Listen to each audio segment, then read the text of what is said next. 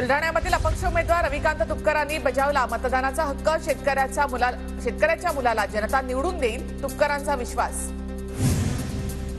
अमरावतीमध्ये बच्चू कडू यांचं पत्नी नयना कडू यांच्याकडून औक्षण। कहारचे दिनेश बुब लोकसभा जिंकणार, बच्चू कडू यांना खात्री।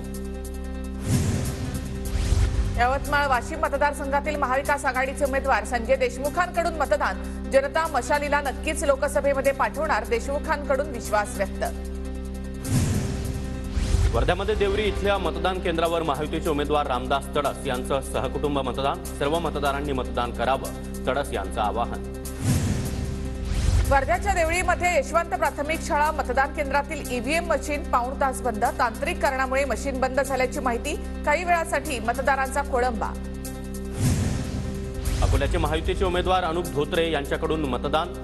तत्पूर्वी घरी औक्षण। मतदार मला नक्कीच निवडून देतील, अनुप धोत्रे यांच्याकडून विश्वास व्यक्त। वाशिम यवतमाळ मतदारसंघाचे महाविकास आघाडीचे उमेदवार संजय देशमुख यांनी बजावला मतदानाचा हक्क।